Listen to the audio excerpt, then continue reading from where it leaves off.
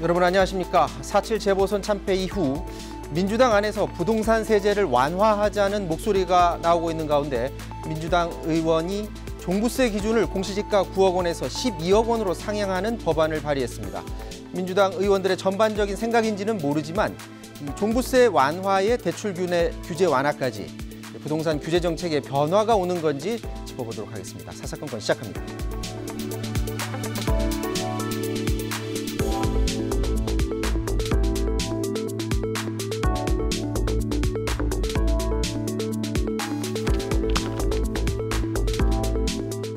여의도 사사건건 오늘은 박수현 민주당 홍보소통위원장, 국민의힘 소속 김영우 전 의원 나오셨습니다. 안녕하십니까? 안녕하세요. 네, 안녕하세요. 네. 자, 대정부 질문, 경제 분야 지금 질문 중인데요. 어제 홍남기 부총리가 총리 대행으로 나와서 이 백신 관련해서 질의응답이 있었습니다. 이 자리에서 정진석 의원이 백신 접종 지금 추세로 접종을 받는다면 6년이 걸린다라는 말을 하니까 그런 잘못된 정보 전하지 말아라 아주 강한 어조로 말을 했거든요. 어떻게 보십니까? 좀 총리 대행으로서 대정부 질문에 임하는 태도라든지 지금 잘하고 있다고 보십니까? 글쎄요, 이거는 뭐 홍남기 부총리가 바람직한 모습은 아니죠. 국회에서 국회의원들은 국민을 대신해서 질문을 하는데 좀 본인이 좀 이해할 수 없는 그런 질문, 과한 질문이라 하더라도 정중하게 답변을 드렸어야 맞고요. 근데 홍남기 부총리도 저렇게 버럭 한번 할 때가 되지 않았습니까? 나도 그동안 국회에서 많이 당해왔으니까. 그런데 저는 국민의힘 의원님의 질문이 이대로 가면 집단 면역이 6년이 걸린다라는 표현은 정부가 좀 더 긴장감을 갖고 잘해라라고 하는 그런 동료의 말씀으로 듣긴 하겠으나 그래도 6년이라고 한 건 좀 너무 심하지 않았나 하는 생각이 듭니다. 그래서 계속 이제 국민들께서 가제나 이제 이것이 어떤 백신 확보의 불확실성 이런 것들이 자꾸 높아져서 불안해하시는데 그런 국민들을 더 불안하게 하시는 좀 과한 말씀이다 이런 생각이 들고 홍남기 부총리의 답변 태도도 적절하진 않았다 이렇게 저는 생각을 합니다. 김상희 국회 부의장 또 신났어 이 발언으로 지금 논란이 일고 있는데, 그러니까 국민의힘 허은하 의원이 선관위 편향성을 지적한 다음에 들어가는 과정에서 국민의힘 의원들이 막 격려하는 모습을 보이니까 이제 혼잣말을 한 거예요. 근데 그게 이제 그대로 방송에 나갔는데 그거 가지고서 또 논란이 일고 있어요. 어떻게 생각하십니까? 원래 혼잣말은 본심이잖아요, 본심. 마이크가 꺼졌을 때 하는 말이 진짜 본심이거든요. 그래서 이 김상희 부의장이 굉장히 좀 큰 실수를 했다. 본심이라면 더 안 좋은 거고요. 그러니까 야당을 좀 이렇게 업신여기든지 그런 그 비아냥거린다든지 그런 그 내심이 좀 들킨 게 아닌가 해서 좀 굉장히 씁쓸해요. 그리고 이번에 허은하 의원이 이제 얘기를 했지만은 지난 4.7 재보궐선거에서 선관위가 좀 너무했어요. 원래 경기의 심판을 봐야 되는데 마치 여당 선수처럼 더 열심히 뛴 게 아닌가 싶어요. 아니 선거 당일날 오세훈 후보 부인이 지난 5년 동안 세금을 30만 2천 원을 덜 낸 게 아니라 더 낸 거를 그렇게 서울 시내 2,200개가 넘는 투표소에 말이죠. 당일날 공고문을 그렇게 붙이는 것이 옳은 것인지 그렇게 심각한 것인지 그것 때문에 정말 많이 많았죠. 그래서 한간에는 문정권을 심판을 하는 게 옳지만 선관위를 이번에 심판해야 된다라고 하는 목소리가 그 오후에 확 돌았습니다. 사실이요. 그런데 어쨌거나 허은하 의원의 여러 가지 그 선관위 비판하는 발언에 대해서 김상희 부의장은 본심을 들켰다. 야당을 업신여기는 본심이 들통났다. 이렇게 봅니다. 자, 앞서 그 홍남기 부총리 그 발언은 사실 이제 본심은 백신 관련해서 국민들한테 혼란을 줘서는 안 되겠다라는 생각에 이제 그렇게 강하게 말한 것 같은데, 그러면 잠시 관련해서 어떤 공방이 있었는지 또 다른 의원들과의 얘기도 좀 같이 들어보도록 하겠습니다.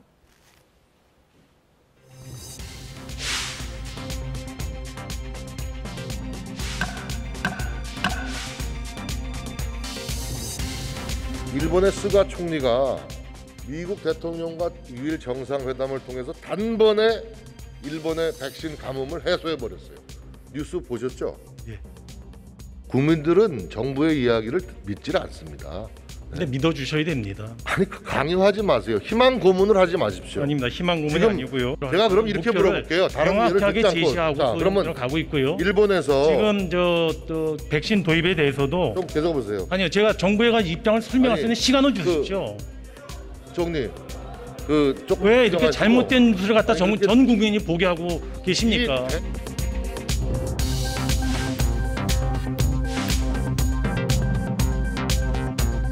백신 11월 집단 면역 가능합니까? 예, 의원님, 정부가 지금 7,900만 명분에 대해서 계약을 하고 그 계약대로 들어온다면 이미 계약이 됐고 이게 우리나라에서 생산을 하고 있고 안동 공장에 쌓여 있는데 그 물량조차도 확보하지 못하면 그건 정부의 무능이라고 볼 수밖에 아니죠, 없는 거 의원님. 아닌가요? 그렇지 않죠, 의원님. 아스트라제네카를 생산했다고 우리 소유가 아니지 않습니까? 그런 식의 자세로는 11월 접종은 불가능할 것 같습니다. 국민들에게 솔직히 말씀하세요. 예, 지금 제가 다시 EU도 말씀드리잖아요. 그렇고 인도도 그렇고 아니, 제가 말씀드리는데 자꾸 아스트라제네카 하나만 술 금지를 하고 말씀을 드리면 있잖아요. 아스트라제네카 하나만 말씀을 그 드리면 계약 이미 때니까. 의원님, 그러니까 답변할 시간을 주세요. 정부로서는 요 지금 1,800만 도즈만큼은 이미 확정이 돼 있다고 생각이 됩니다. 이미 계약상. 지금 정부 여당으로서는 좀 곤혹스러운 상황인 것 같은데 국민의힘만 공세하는 게 아니라 지금 정의당도 마찬가지로 백신 관련해서 계속 공세를 하고 있는 그런 상황입니다. 지금 이 상황에서 이미 확보가 제대로 안 돼 있다라고 보고 있는데 대통령이 나서서 하면 어떤 외교력을 발휘해서 하면 지금이라도 충분히 확보할 수도 있다라고 국민의힘은 보고 계시는 겁니까? 백신 문제는 사실 문재인 정부, 문재인 정권 보고요. 백신 확보 정부다 이렇게 백신 확보 호소 정부다 이런 말을 해요. 그러니까 무슨 뜻이죠? 백신 그러니까 말이 굉장히 웃기잖아요. 백신을 확보했다는 말을 여러 차례 했는데 실질적으로 백신이 제대로 들어온 건 없고 접종이 늦어지니까 이제 하는 얘기죠. 답답하니까. 그래서 이제 홍남기 부총리는 정부를 신뢰해 주십시오, 믿어 주십시오 이렇게 말은 하지만은 이 양치기 소년이 돼 버렸어요, 벌써. 지난해 12월에 이미 문재인 정부는 4,400만 명분의 백신이 확보됐다고 그랬었어요. 근데 그 확보라는 말도 애매한 게 어떤 때는 뭐 계약을 맺었다는 말도 하지만은 또 어떤 때는 무슨 법적 구속력이 있는 합의를 통해 물량이 확정됐다. 작년 12월 8일인가 그런 얘기를 했어요. 이거 굉장히 복잡한 말 아닙니까? 법적 구속력이 있는 합의를 통해서 물량을 확보했다는 거예요. 이게 백신이 들어온다는 건지 계약을 맺기로 했다는 건지 계약을 맺어서 정말 물량을 확보했다는 건지 도무지 알 수 없는 말들을 여러 차례 했습니다. 그리고 지금 접종률, 그러니까 백신 접종률 순위를 보면은 OECD 37개 국가 중에서 지금 35번째예요. 지금 인도나 러시아보다도 인구가 우리보다 훨씬 많은 인도, 러시아보다도 접종률이 낮습니다. 2.93%밖에 안 돼요. 세계 접종률이 지금 6%가 넘고 있는데 이렇게 가면은 정진석 의원 말대로 6년이 걸릴지 모르겠어요. 6년 지나면은 다른 질병이 또 오겠죠. 다른 팬데믹으로. 그래서 오히려 이런 때는 정부가 진짜 솔직하게 언제 접종을 할 수 있는 건지 백신의 수급률이 어떤 건지 이거를 얘기를 해야 되는데 계속 확보했습니다. 확정했습니다. 2, 4분기에 접종이 시작됩니다. 뭐 백신 그 수급 불안정성이 줄어들었습니다. 이런 식으로 얘기한단 말이죠. 그러니까 정부를 믿을 수가 없는 거죠. 자, 이제 특히 이제 그 뭐 계약 과정의 구체적인 걸 좀 더 공개를 하라 이런 목소리도 있기는 있습니다만 지금 정부 입장에서 오늘 또 정의용 장관 미국 측하고 이제 백신 스와프 관련해서 논의를 하고 있다라고 하는데 이게 스와프라는 게 우리가 필요할 때 미국이 백신을 우리한테 주고 대신에 우린 빌려 쓰고 나중에 갚는다라고 하는 건데 미국 입장에서는 집단 면역이 이루어지기 전까지 우리한테 백신을 줄 수 있을까요? 그것도 사실은 어느 정도인지 좀 구체적으로 얘기를 안 해서 좀 확실히 알 수가 없는데요. 아니 그러니까 이 백신 문제에 대해서 저나 김영우 의원님이나 또 민주당이나 국민의힘이나 모두 마찬가지입니다. 정부의 발표를 믿을 수밖에 없지 않습니까? 그리고 정부는 그 발표에 책임을 못 지면 정치적 책임을 지는 거잖아요. 그리고 국민의힘이 이 집단 면역에 이르려면 6년이나 걸릴 것 같다라고 과다하게 이야기하는 것은 이 백신이 내년 대통령 선거의 중요한 분기점이 된다는 것을 여당이나 야당이나 다 압니다. 그렇기 때문에 여당은 정권의 명운을 걸고 이 문제를 하는 것이고 야당은 어떻게 해서든지 그것을 뒤엎으려고 지금 하는 것이잖아요. 6년 프레임을 만들어내는 거예요 지금. 자, 그런데 이건 국민의 생명과 안전이 달린 문제입니다. 아무리 정치가 좋다 하더라도 정부가 국민에게 7,900만 명 분을 계약 완료했습니다라고 발표를 했으면 그것이 사실이지 어떻게 그걸 안 믿을 수가 있습니까? 다만 이제 지금 우리가 예상하지 못했던, 우리만 예상하지 못한 것이 아니라 세계 모든 나라들이 예상하지 못한 미국의 수출 금지라든가 얀센의 그런 불안전성의 문제라든가 이런 것들이 생기잖아요. 그런 상황들이 생기면 그런 게 정부는 최선을 다해서 대응을 하는 것이고요. 지금 내일만 하더라도 화이자 25만 회분이 들어오지 않습니까? 그러면 화이자 700만 회분이 들어오는 것에 상반기 175만 회분이 약속대로 들어오는 것입니다. 이런 것들이 지금까지는 어쨌든 한 요인은 있지만 국제적으로 아직은 차곡차곡 그래도 지켜지고 있다라는 것이고요. 접종률도 이제 5월 1일부터는 지금까지는 일일 10만 명이 접종할 수 있는 속도에 맞춰 왔지만 이제 5월부터는 일일 100만 명 접종 속도로 맞춰 나갑니다. 그래서 11월까지 이제 가게 되는데 현재까지는 정부가 그런 일들을 어려운 여건 속에 차곡차곡 하고 있다. 불안한 요소는 있지만 함께 극복해 나가자. 뭐 이런 정도의 야당 충고는 받아들이겠습니다만 6년 걸릴 것이다. 지금 정부를 믿을 수 없다. 이렇게 하는 것은 이것이야말로 정치 방역이다. 저는 그렇게 생각합니다. 그러니까 이제 말씀을 너무 잘해 주셨는데요. 이거는 정권의 명운이 걸린 문제가 아니라 국민의 생명이 걸린 문제입니다. 그러니까 그렇기 소리입니다. 때문에 정부가 제대로 된 정보를 공개해야 되는데 제대로 된 정보를 공개하지 않을 뿐더러 계약과 관련해서도 너무나 모호한 말을 써가면서 속여왔단 말이죠. 그러니까 백신이라고 하는 것은 한 병이 들어와도 들어오는 거고 두 병이 들어와도 들어오는 건데 언제부터 들어오기 시작한다. 언제까지 얼만큼 들어온다는 얘기는 단 한 번도 하질 않았습니다. 아니요. 정확하게 발표 다 했습니다. 그리고 예. 플랜카드에 예. 지난해만 해도 4,400만 명분이 확보됐다고 플랜카드 여러 개를 제가 봤는데 전혀 사실이 아니지 않습니까? 왜 사실이 아닙니까? 왜? 이런 정보를 어떻게 믿겠어요? 아니 사실이 아니라는 근거를 대시하죠. 사실이 아닙니다. 지금 접종률이 이렇게 낮을 수가 있습니까? 지금 원래 2, 4분기 때 대통령 말씀대로라면 2, 4분기 때 확실하게 접종이 시작이 돼가지고 올 가을에는 면역률이 집단 면역이 발생이 돼야 됩니다. 집단 면역이 시작이 돼야 되는데 지금 속도로라면은 전혀 기대할 수가 없어요. 아니 조금 더 말씀드렸잖아요. 5월 1일부터 100만 명씩 접종을 백신이 한다고. 별로 이렇게 급하게 필요하지 않다고 이야기했던 그 김호란 교수입니까? 또 방역 그 기획관이죠.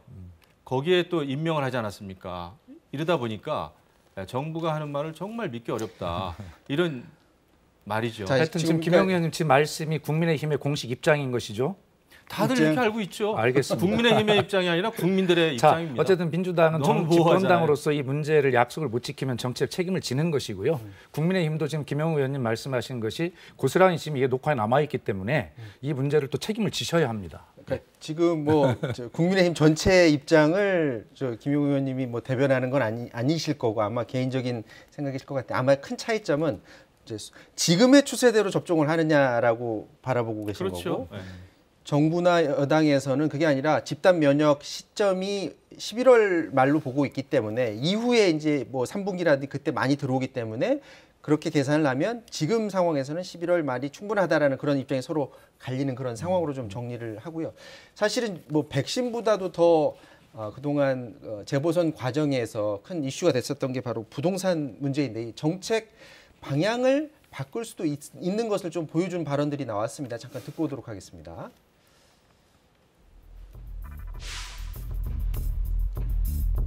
공시가격이 조세로 연결되다 보니 증세에 대한 국민들의 우려와 불만이 좀 큰 것 같아요. 1주택자의 종부세 부과 기준인 9억을 현실에 맞게 상향시켜야 한다고 보는데 부총님 생각은 어떠십니까? 저희가 공시가격 올리는 것이 증세 목적이 아니기 때문에 국민들은 이제 증세로 받아들이는 겁니다. 공시지가 9억 이하는 제외해야 되기 때문에요. 한 13억 내지 14억 정도 시가 미만의 주택에 대해서는 종부세가 부과되지가 않습니다. 그래서 대부분의 국민들은 종부세를 낼 대상에 포함이 안 돼 있고 정부로서도 종부세 제도에 대해서 혹시 민의를 수렴할 수 있는 영역이 있는지를 지금 살펴보고 있다는 말. 어제 그 지자체 국민의힘 단체장 5분이 공시가격 동결하고 그 권한을 달라 이렇게 했는데 어떻게 생각하십니까? 의원님이 정말 공시가격 동결하는 게 사회적 정의에 맞습니까? 전 다시 한번 정중하게 여쭤보고 싶습니다. 공시가격을 지금 다 동결해야 됩니까? 제가 지리자입니다. 아니, 그러니까 제가 정중하게 여쭤보는데요. 진정하시고 답변하시고. 공시가격을 동결하는 게 능사가 아니라는 것이죠. 사회적 정의상. 자, 저 공시가격 얘기는 좀 뒤로 하고 지금 종부세 같은 경우 서울 주택의 16%가 종부세 대상이 됐다라는 뭐 조사 결과가 나왔다라고 하는데 민주당에서는 이 종부세를 좀 완화하는 쪽으로 가는 게 이번 재보선을 통해서 들었던 어떤 민심이다. 이렇게 판단을 하는 건가요? 종부세 얘기가 뭐 오늘도 보니까 법안도 발의했다고 그러고요. 이 지금 통계가 정부와 지금 일각에서 언론에 주장하는 통계가 완전히 다릅니다. 그렇기 때문에 이 문제는 저도 여기에서 어떤 것을 정확하게 말씀드릴 수가 없고요. 다만 이제 국민들이 느끼시는 게 실제 있을 거 아닙니까? 그래서 홍남기 부총리도 국민의 민심을 정확하게 더 파악을 해보자, 더 현황을 파악해보자는 말씀을 하고 계시고요. 정확한 상황을 가져야 이 문제가 이제 해결이 될 거 아니겠습니까? 그런데 원래 종합부동산세는 1인 1주택 또 장기 보유 또 실거주 이런 기준에 따라서 40%까지 다 감세를 해드리고 있거든요. 그래서 이게 16%까지 올라갔다. 원래는 이광재 의원 말대로 상위 1%에만 부과하자는 것이 노무현 대통령 때 종부세의 취지인데 너무 많다 이렇게 주장을 하는데 이런 통계를 한번 다 따져보겠습니다. 그리고 지금 저희 당에서는 이 부동산 TF를 진선미 국토위원장을 단장으로 해서 만들었지 않습니까? 그래서 실제로 이 부동산 정책의 방향은 유지하되 어떤 세제나 그다음에 공급의 내용에서 보완하거나 미세 조정할 것이 없는지를 실제로 이 TF에서 자세하게 따져볼 예정이고요. 제가 당을 대표해서 지금 나와 있지만 이런 문제는 국민들에게 미치는 영향, 시장에 주는 영향이 크기 때문에 제가 민주당의 입장이 지금 어떻다라고 이야기를 한두 의원의 예를 들어서 말씀드릴 수는 없습니다. 자, 국민의힘은 사실은 이 전부터 계속 이거 선거 전부터 주장해왔던 거잖아요. 그럼요. 지금 홍남기 부총리가 어떻게 선거 끝나니까 더 강경해졌어요. 다른 그 민주당의 의원님들보다 선거를 치러가지고 이제 임명되는 분이 아니기 때문에 임명직 공무원이다 보니까 이렇게 또 계속 강경하게 나오는 것 같은데 이번에 민심이 드러났지 않습니까? 그리고 종부세 그 부과 대상자가 그렇게 많지 않다고 하더라도 세금은 세금입니다. 세금은 굉장히 엄중한 거예요. 그래서 지금 이제 여당의 의원들, 뭐 이광재 의원님도 그렇고 보니까 홍영표 의원도 그렇고 다 종부세 부과 기준을 9억에서 12억 원으로 올려야 되는 거 아니냐 말이죠. 이렇게 지금 얘기를 하고 있는데 그게 이제 민심인 거죠. 민심인 거죠. 지금 지난 선거에서 정말 이번에 야당 후보들이 승리할 수 있었던 것은 사실 부동산과 관련해 가지고 민심이 폭발한 거거든요. 이것이 민심입니다. 여기에 대해서 문재인 정부는 정책이 잘못됐으면은 이 정책을 바로잡을 그런 용기가 좀 있어야 됩니다. 수정을 해야 되죠. 근데 홍남기 부총리처럼 저렇게 강경하게 종부세에 대해서도 사실 종부세 자체는 이중과세거든요. 이런 게 분명한 사실이다. 이게 경제 수장으로서 이런 것을 다시 한번 검토를 해야지. 어떻게 글쎄요. 의원들의 질의에 대해서 저렇게 거꾸로 역질문을 해가면서 자신의 의견을 피력하는지 모르겠습니다. 사실 문재인 정부가 정의와 공정을 그렇게 부르짖으면서 강조를 했습니다마는 어떻게 보면은 가장 정의, 공정을 부르짖었지만은 가장 불공정하고 부정의한 이런 정부가 아닌가 말이죠. 이렇게 판명이 지금 나고 있지 않습니까? 선거라는 과정을 통해서 그러면은 성찰하고 정책의 방향을 바꿀 그런 용기를 내야죠. 자, 뭐 정책의 방향을 만약에 바꾼다고 한다면 이제 민주당 같은 경우에는 이제 지도부가 새로 바뀌니까 새로운 지도부에서 그걸 이제 키를 잡고 할 텐데 바로 이제 당권 얘기로 넘어가 보도록 하겠습니다. 민주당 같은 경우 어제 첫 TV 토론회가 열렸는데 홍영표 후보 같은 경우는 중단 없는 개혁, 송영길 후보는 당명 빼고 다 바꾸자.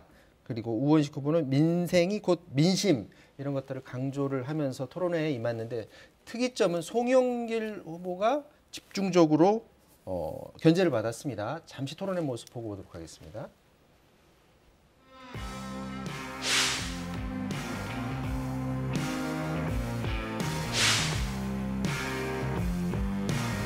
국민들께서는 저희 민주당의 매서운 회초리를 들었습니다. 무능한 개혁과 위선을 지적했습니다. 민주당 이름만 남겨두고 다 바꾼다는 자세로 혁신해야 합니다.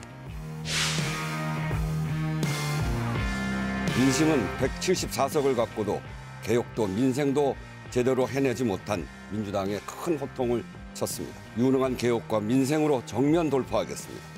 이를 위해 국민 속으로 현장 속으로 뛰어들어가겠습니다. 개혁 대 민생, 친문 대 비문이라는 가짜 프레임에서 벗어나야 합니다. 민심의 힘으로 국민과 함께하는 개혁을 해야 합니다.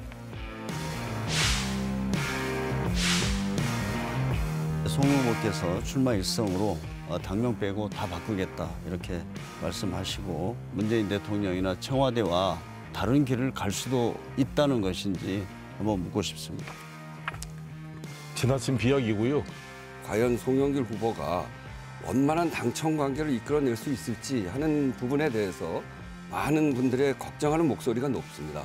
불안하다고도 하고요. 지금 두 분이 원내대표를 하셨는데 두 분이 원내대표 한 게 다 잘했으면 우리 당이 이렇게까지 참패를 당할 수 있었겠습니까? 왜 송영길 후보가 저렇게 집중 공세를 받았나 좀 추측을 해보건대 최근 여론조사 결과 보면 오차범위 내이긴 하지만은 송영길 후보가 근소한 차이로 좀 앞서고 있다라는 그런 여론조사 결과도 한 몫을 한 것으로 보여집니다. 그런데 이번에 저기 원내대표로 이제 친문으로 불리죠. 윤호중 의원이 원내대표로 선출이 됐는데 이 계속해서 친문, 그러니까 이른바 친문이 주도권을 가지고서 당을 운영해 나갈 것이냐라는 그런 논란, 그러니까 개파 논란, 친문, 비문 논란이 일고 있어요. 당대표 선거전에서 이게 자꾸 화두로 떠오르는 것에 대해서 어떻게 생각하세요? 그러니까 이런 정도 친문, 비문 구도가 있어야 언론이 재미있고 야당이 재밌는 거 아니겠어요? 그런데 아시다시피 민주당의 문제는 비주류가 너무 작다는 데 있는 것을 인정합니다. 왜 그러냐면 2016년을 생각해 보면 그 당시 비문, 반문이라고 하는 이런 분들이 국민의당을 창당해서 전부 다 당을 나갔거든요. 그렇기 때문에 주로 저희 당에 친문이 아닌 사람이 누가 있습니까? 그래서 비주류의 목소리가 너무 작은 것이 오히려 당의 건강성을 떨어뜨리는 거 아니냐라고 할 정도로 다 친문입니다. 그런데 지금 이제 앵커께서 말씀하신 대로 송영길 후보 측의 입장은 그렇더라고요. 자기가 가장 여론조사가 앞서 가니까 공격을 협공을 당했다. 오히려 내가 지금 1등하고 있는 증거다. 뭐 이렇게 이야기를 하고 있는데 두 분 후보께서는 송영길 후보가 좀 이 친문이 아닌 좀 갈래가 좀 다른 거 아니냐.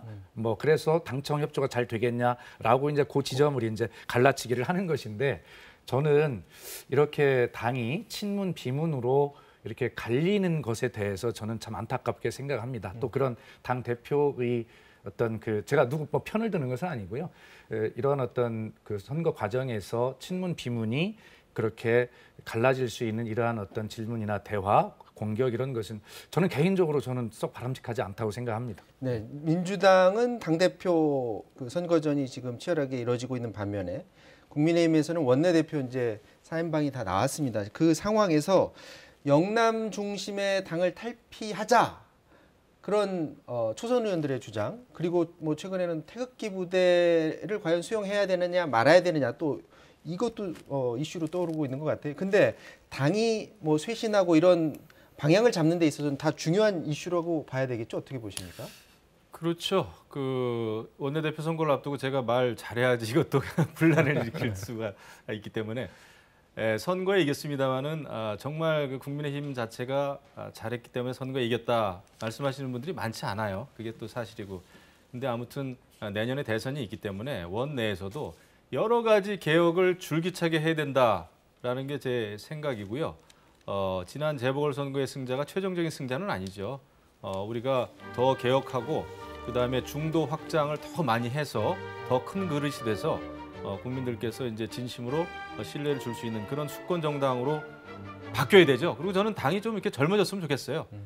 이게 꼭 젊다는 게 나이만의 문제는 아닙니다만은 저는 그 선수도 그렇고 이번에 뭐 이제 또 이제 전당대회도 하겠습니다만은 좀 당이 젊고 또 새로운 이미지를 가지고 일반 국민들도 당원뿐만 아니라 일반 국민들도 국민의힘에 대해서 많은 관심을 가질 수 있는 그런 매력적인 정당이 돼야지 이거 맨날 구태의연한 그런 이미지만 가지고는 대선 어렵다라는 게 제 생각입니다. 원내대표 선거전은 지금 인물로 봐서는 그렇게 뭐 젊은 느낌은 안 들잖아요. 그러면 당대표 선거전은 좀 기대를 할 수가 있겠네요. 네, 원내대표라는 거는 사실은 굉장히 집권 여당을 상대로 전략을 짜야 되고 그 수가 복잡하죠. 그렇기 때문에 원내대표는 사실은 이제 경험 있는 사람들이 여태까지 주로 돼 왔고 초선이 원내대표 하는 경우는 없지 않습니까?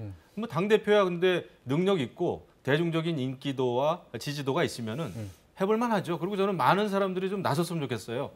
저도 저 재선 때 나섰다가 떨어졌습니다만은 많이 나서가지고 그래야 내공이 쌓이는 거고 그 다음에 선수가 쌓이면서 전국적인 큰 인물이 될 수 있다 생각을 하죠.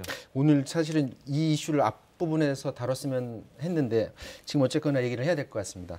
지금 정치권에서 모병제, 여성징병제, 그리고 군 가산점제 부활 이게 갑자기 화두로 떠오른 상태입니다. 민주당에 이제 대권에 나서겠다라고 선언했던 박용진 의원이 책을 냈는데 여기에서 이런 얘기를 했습니다. 모병제에 대해서 여성도 함께 기초군사 훈련을 받도록 하자라는 제안을 했는데 관련해서 뭐 KBS를 비롯해서 여러 여론 조사를 의뢰한 게 있습니다. 저희 KBS가 지난해 조사한 결과를 보면 모병제 도입에 우리 국민들이 한 61.5% 가량이 찬성한다 이런 조사 결과도 있고요.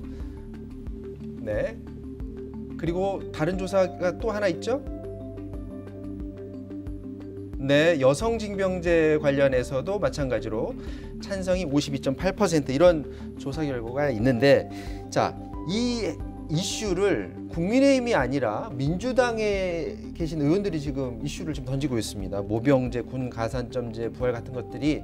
근데 왜 지금 이 시점에서 이 이슈를 던지느냐? 혹시 이번 재보선에서 20대 남성들이 등을 돌렸지 않습니까? 예. 그런 차원에서 어떤 만회하기 위한 카드로 던지는 건지 어떻게 생각하세요? 전혀 그렇지는 않고요.